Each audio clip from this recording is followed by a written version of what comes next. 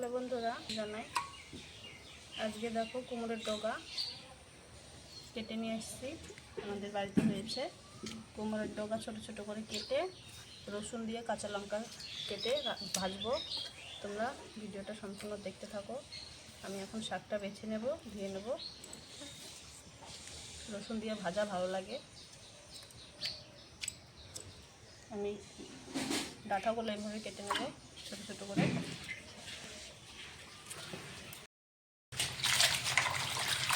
শাকটা কাটা হয়ে গেছে, ভালো করে ধুয়ে নিচ্ছি।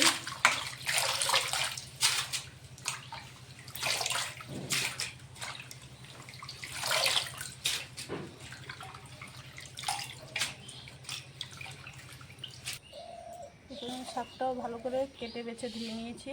এখানে রসুন কাটা ছিলিয়ে নিয়েছি, কাঁচা লঙ্কা কেটে নিয়েছি। কড়াইতে শাক ভাজার জন্য দিয়ে দেবো সর্ষের তেল। শাকের ফোড়নে দিয়ে দেবো শুকনো লঙ্কা, কালো জিরে। ফোড়নটা হয়ে গেছে, দিয়ে দেবো রসুন কাঁচা লঙ্কা।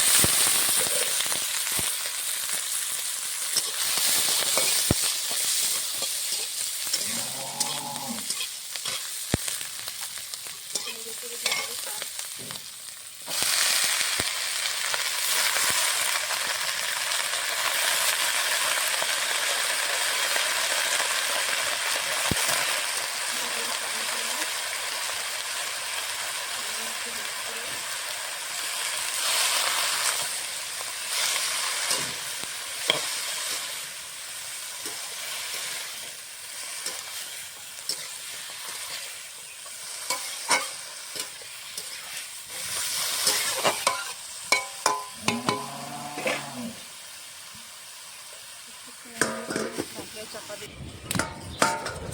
তুলে দেখবো শাকটা খুব সিদ্ধ হয়ে গেছে। এখন ভাজা ভাজা করবো, নরম করে ভাজবো।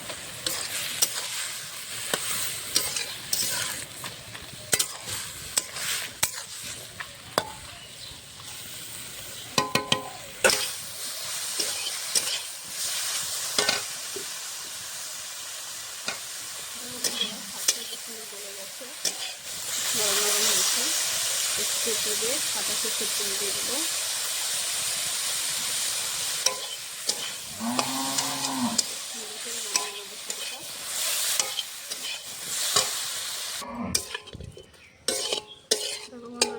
নরম নরম করে ভেজেছি, শাকটা ভাজা হয়ে গেছে, নামিয়ে নেব।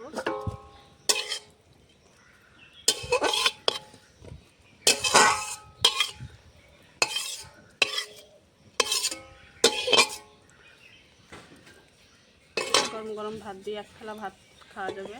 তোমাদেরকে যদি শাকের রেসিপিটা ভালো লাগে অবশ্যই লাইক, কমেন্ট, শেয়ার করে দিও। আজকের মতন রান্নাটাই